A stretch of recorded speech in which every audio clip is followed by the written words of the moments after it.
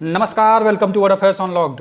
जब ऑपरेशन सिंदूर चल रहा था उस दौरान हमने देखा था कि भारतीय मिलिट्री की तरफ से एक स्टेटमेंट आई थी कि टर्की और चाइना पाकिस्तान की फुल सपोर्ट कर रहे हैं। पर इंटरेस्टिंग बात ये थी कि उसी समय भारत के कुछ लोग और इवन कुछ पॉलिटिकल पार्टीज़ और उनके लीडर्स ने इस बात पे क्वेश्चन रेज करना स्टार्ट कर दिया था कि क्या सच में पाकिस्तान का सपोर्ट चाइना और टर्की कर रहे हैं ऑपरेशन सिंदूर के टाइम पे। लेकिन अब आप देख सकते हैं कि चाइना इस बात को खुद एडमिट कर रहा है कि हाँ, हमने बिल्कुल पाकिस्तान का सपोर्ट किया था, वो भी सिर्फ मोरल या इंटेलिजेंस के बेस पे नहीं, बल्कि वहाँ पे चाइनीज़ एयरफोर्स के एक चाइनीज़ इंजीनियर थे, वो वहाँ पे पाकिस्तान एयरफोर्स का ऑपरेशन संभाल रहे थे। यह बात चाइना ने खुद एक्सेप्ट की है। यहाँ पे आप आर्टिकल देख पाओगे कि China confirms its support to Pakistan during last year's war with India. China South China Morning Post said an aviation engineer provided technical support to Pakistan during 4-day war last में। सो इनका कहना ये है कि ये बता रहे हैं खुद कि हाँ, हमारे एक इंजीनियर था, एविएशन इंजीनियर था, जो पाकिस्तान में उस समय अवेलेबल था, वो ज़मीन पे ग्राउंड पे उसके ऑपरेशंस को संभाल रहा था। ये खुलासा ऑपरेशन सिंदूर की एनिवर्सरी के दौरान किया गया है। Look at the timing, every single thing China and Pakistan is doing a part of psychological and narrative warfare. आप आज का समय देख लो, जहां एक तरफ पीएम मोदी ने x.com पे अपना प्रोफाइल फ़ोटो चेंज करके वहां पे ऑपरेशन सिंदूर का फोटो लगा दिया है, और सिमिलरली आप देखेंगे तो भारत के बहुत सारे मिनिस्टर्स ने भी सेम किया। उन्होंने अपनी फ़ोटोज़ हटा के और ऑपरेशन सिंदूर का डीपी या फ़ोटो लगाया हुआ है अपने प्रोफाइल पे। और उसी समय देखेंगे आप कि भारतीय मिलिट्री ने बहुत सारे ऑपरेशन सिंदूर के वीडियोज़ पोस्ट किए हुए हैं, बहुत अच्छे वीडियोज़ पोस्ट किए, मगर उसी समय सेम उसी टाइम पे चाइना की टाइमिंग तो देखिए, सेम इतनी इंपॉर्टेंट टाइमिंग पे इन्होंने चाइना ने पाकिस्तान के सपोर्ट में एक और स्टेटमेंट दे डाली कि हाँ भाई, मैंने उनको सपोर्ट किया था। बल्कि चाइना ना सिर्फ पाकिस्तान को मिलिट्री सपोर्ट कर रहा है, बल्कि नैरेटिव वॉरफेयर में भी हेल्प कर रहा है। अगर आप देखोगे तो हर तरफ चाइना की मीडिया, इवन टर्किश मीडिया भी पाकिस्तान के नैरेटिव को पुश कर रहा है। पाकिस्तान जो भी फेक वर्जन देता है उसे ये लोग प्रमोट कर देते हैं। फॉर एग्जाम्पल, अभी आप यहाँ देख सकते हैं, चाइना के सरकारी मीडिया से रिसेंटली एक इंटरव्यू किया अपने एक मिलिट्री इंजीनियर का, जिसमें इन्होंने क्लेम किया कि जो ये J-10 फाइटर जेट है पाकिस्तान के साइड से, इसने एटलीस्ट एक French made Rafale shoot down किया during the conflict with India.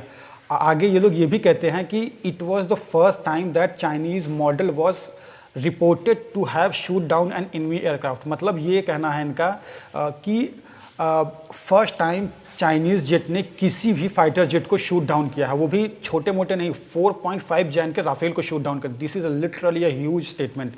Again, China के लिए बहुत बड़ी बात थी। आज से पहले किसी भी चाइनीज़ जेट ने एक भी दुश्मन जेट को शूट डाउन नहीं किया था, और जब यह क्लेम भी कर रहे हैं तो इतना बड़ा क्लेम कि सीधा राफेल को शूट डाउन कर दिया। इससे चाइना भी बहुत ज़्यादा खुश हो गया, पाकिस्तान ने भी इसको बहुत ज़्यादा बढ़ाना शुरू कर दिया। सो ये नैरेटिव कहीं ना कहीं विन विन हो गया है। पाकिस्तान के लिए भी खुशी की बात है, चाइना के लिए भी खुशी की बात है। और वहीं दूसरी तरफ अगर डोनाल्ड ट्रंप को देखें तो जो डोनाल्ड ट्रंप जिस तरीके से स्टेटमेंट दे रहे हैं, पहले बोला 4 फाइटर जेट गिरे, फिर बोला 7 गिरे, अभी का तो पता नहीं, इनका लेटेस्ट नंबर शायद 11-12 कुछ होगा। सो अब ये देखिए, पाकिस्तान और चाइना के नैरेटिव से पाकिस्तान को चाइना और टर्की के नैरेटिव से बहुत हेल्प मिली है। और अगर आप सोच रहे हैं कि पाकिस्तान चाइना की जो पार्टनरशिप है, इसमें आपको क्या कमाल की स्टेबिलिटी मिल रही है, और वहीं दूसरी तरफ यूएसए जो कर रहा है इंडिया के साथ, स्पेशली ट्रंप के अजीबोगरीब स्टेटमेंट दिए उसके बारे में, जैसे कभी बोल दिया फेल्ड इकोनॉमी, कभी बोल दिया हेल होल, मतलब कुछ भी अनाप शनाप बोल रहे हैं। और उसके ऊपर से ये बोला कि इतने जेट्स गिरे हैं, मतलब इंडिया का कुछ भी नैरेटिव वॉर हो उसे बहुत बुरी तरीके से उन्होंने ध्वस्त कर दिया। इसके अगेंस्ट उन्होंने अपना नैरेटिव स्टार्ट कर दिया कि हमने ये वॉर रुकवाई, हमने ये किया, हमने ये किया, हमने एक न्यूक्लियर वॉर रुकवा दी, मिलियंस ऑफ लोगों को मरने से बचा लिया। सो ये कहीं ना कहीं इंडिया को हर्ट करने के पीछे पड़े हुए थे। बट अगर आप देखोगे चाइना की तरफ से, तो पाकिस्तान को ऐसी कोई प्रॉब्लम नहीं आती। शी जिनपिंग ने कभी भी ऐसे कोई कमेंट नहीं किए पाकिस्तान के बारे में जो पाकिस्तान को कभी भी किसी भी तरीके से हर्ट करें। चाहे पाकिस्तान और चाइना झूठी प्रमोट कर रहे हों, पर इन दोनों की स्टेबिलिटी देख के लगता है कि ये एक जेन्युइन है। वहीं पे इंडिया को कहीं ना कहीं ये सोचना होगा कि जो हमारी पार्टनरशिप से, क्या सच में हमको फ़ायदा दे रही है या नहीं दे रही है। क्या सच में जब हमें सबसे ज़्यादा ज़रूरत थी उस लेवल के सपोर्ट की, क्या वो हमें मिला या नहीं मिला। अगर आप उस चाइनीज़ इंजीनियर का इंटरव्यू पढ़ोगे तो आपको उसमें दिखेगा कि उसमें वो आगे ये बोलते हुए दिखेंगे कि ये चाइनीज़ जेट्स की सबसे बड़ी अचीवमेंट है, और इससे चाइना को बहुत बड़ी रिकॉग्नाइजेशन मिली है। अगर भारत अमेरिकन फाइटर जेट्स को यूज़ कर रहा होता, आप एक सिनेरियो मानिए कि अगर भारत अमेरिकन फाइटर जेट्स को यूज़ कर रहा होता, तो शायद यूएस की तरफ से सपोर्ट आता, मीडिया का सपोर्ट आता, और परहैप्स कुछ नैरेटिव वॉरफेयर में कुछ न कुछ सपोर्ट आता। सो हमें नैरेटिव बिल्डिंग में शायद थोड़ा सा आसानी मिलती। पर पहला काम हमें तो अब ये करना होगा कि एक्चुअल फेलियर्स जो चाइना के हैं उन्हें हाईलाइट करना पड़ेगा। जैसे कि HQ-9 air defence system. China का जो HQ-9 एयर डिफेंस सिस्टम था वो बहुत बुरी तरीके से फेल हुआ। यह बात इंडिया ने कंफर्म कर दी, हमारे ड्रोन्स ने जाके उसको डिस्ट्रॉय कर दिया। और ऐसा नहीं है कि सिर्फ इंडिया ने पाकिस्तान में चाइना के HQ-9 को डिस्ट्रॉय किया है, ये ईरान में भी हुआ। ईरानियन आर्मी ने HQ-9 यूज किया और ईरान में भी HQ-9 बुरी तरीके से फेल हो गया। अमेरिकन ने बड़े आराम से पूरे ईरान की बॉम्बिंग करी है। इवन इसराइलियों ने बहुत आराम से पूरे ईरान की बॉम्बिंग करी है, बिना किसी डर के, बिना किसी हेजिटेशन के। हालांकि यूएसए के जो कुछ फाइटर जेट्स गिरे हैं वो ईरानियन ड्रोन्स ने गिराए हैं, वो भी तब जब उनके फाइटर जेट्स कुवैत में पार्क्ड थे, हैंगर में थे, या किसी और कंट्रीज़ में हैंगर में खड़े थे। उस समय उनके ड्रोन्स ने उन पर अटैक करके उन्हें नुकसान पहुंचाया था। और कुछ जो उस समय गिरे भी थे फाइटर जेट्स, वो एक मिस्टीरियस एयर डिफेंस सिस्टम से गिरे थे, जिसे आप लोग बोल सकते हैं कि कंधे पे रख के जो चलाते हैं उससे। सो बाकी HQ-9 और पाकिस्तानी दोनों, HQ-9 पाकिस्तान, ईरान और इवन दुनिया के जिस भी देशों में ये यूज़ हुआ, हर जगह बहुत बुरी तरीके से फेल हुआ है। सो अब सवाल ये है कि क्या हम लोग ये चीज़ हाईलाइट कर पाए? जवाब है नहीं। सो हमें aggressively, we have to be assertive in narrative warfare too. देखिए, हम लोग वेट नहीं कर सकते कि सामने वाला क्या बोलेगा, उसके रिएक्शन में हम ये बोलेंगे। हमें यहाँ पे ओपनली बोलना चाहिए कि अब ये लोग आज के समय राफेल का जो इशू अपनी चाइनीज़ एविएशन इंडस्ट्री है उसे प्रमोट कर रही है। So we need to show कि भाई ये देखिए, चाइना का एयर डिफेंस सिस्टम का असली हाल ये है कि अगर आप मोस्टली देखोगे तो चाइना के मिलिट्री इक्विपमेंट के परफॉर्मेंस जो है बहुत ज़्यादा एवरेज रहे हैं, इवन बिलो एवरेज रहे हैं अराउंड द वर्ल्ड। चाहे जहाँ इन्होंने यूज़ किया, हर जगह इनके परफॉर्मेंस बहुत नीचे रहे हैं। इसलिए जो भी हम सुनते हैं, ये JF-17 थंडर का ऑर्डर मिल गया है, ये कंट्री परचेज़ कर रही है, ये कंट्री परचेज़ कर रही है, ये सिर्फ न्यूज़ बनती है। फिर उसके बाद ये जो न्यूज़ है वो न्यूज़ कभी रियलिटी में कन्वर्ट नहीं होती, बस एक न्यूज़ बनते हैं और कुछ टाइम के बाद पेपर पे ही खत्म हो जाते हैं। वहीं दूसरी ओर अगर भारत की बात करें तो भारत ने फिलीपींस को ब्रह्मोस बेच दिया, वियतनाम को भी हम सेल करेंगे, इंडोनेशिया को भी सेल करेंगे, and that is real deal happening. क्योंकि हमने अपने ब्रह्मोस को, अपनी चीज़ों को वहाँ पे डिलीवर किया और वो वहाँ पे यूज़ भी हो रही हैं।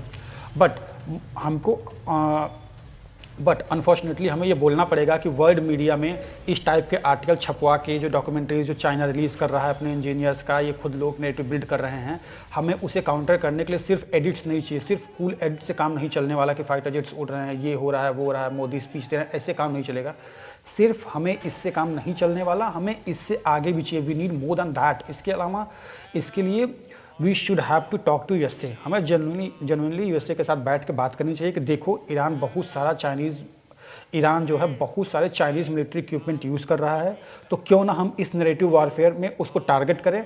That can be beneficial for both of us. और बट अगेन ये चीज़ें आई थिंक धीरे धीरे होंगी नैरेटिव वॉरफेयर में। अभी रिसेंटली हमारा पहला कदम है, और याद रखिएगा पाकिस्तान का जो JF-7 थंडर या फिर जो JF-10 है इनके पास है। अब ये फाइटर जेट्स सिर्फ ऑनलाइन नैरेटिव डोमिनेट करते हैं, सिर्फ ऑनलाइन नैरेटिव में ये बहुत अच्छी बातें करते हैं, बड़ी बातें करते हैं, लेकिन इनके लिए अच्छे आर्टिकल्स भी छापे जाते हैं। ये एक मीडिया बैकिंग और बहुत ज़्यादा पेमेंट दे के इनकी लॉबिंग की जाती है। पर जब वॉर या एयर स्पेस का बात आता है तो इनका डोमिनेंस दिखता ही नहीं है। अगर इनका डोमिनेंस कहीं भी होता तो पाकिस्तान के इतने सारे एयर स्पेस डिस्ट्रॉयर ना होते, पूरे पाकिस्तान की इतनी बुरी तरीके से बॉम्बिंग नहीं कर पाता भारत, और ना ही यूएसए और इजराइल मिलके इतनी बुरी तरीके से ईरान की बॉम्बिंग कर पाते। सो ये इंटरव्यू रिलीज़ करना एट अ टाइम जब भारत ऑब्जर्व कर रहा है एनिवर्सरी ऑफ ऑपरेशन सिंदूर, उस टाइम पर ये क्लियरिटी शो करता है कि ट्रंप चाहे कितना भी फील्ड मार्शल कह लें, माय फेवरेट फील्ड मार्शल कह ले पाकिस्तान को, लेकिन चाइना और पाकिस्तान का जो कमिटमेंट है वो काफ़ी हद तक स्टेबल है। हो सकता है एक टाइम के लिए कि ग्वादर में जो वो अपना प्रोजेक्ट है वो स्लो कर दें, या एक बार कोई वो प्रोजेक्ट बंद भी कर दें, या जो CPEC है वो स्लो हो जाए, या हो सकता है वो CPEC का सपना एक बार छोड़ भी दें। पर इंफॉर्मेशन वॉरफेयर और मिलिट्री में चाइना और पाकिस्तान का सपोर्ट लगातार बना रहेगा, ऐसा अभी तक देख के लगता है।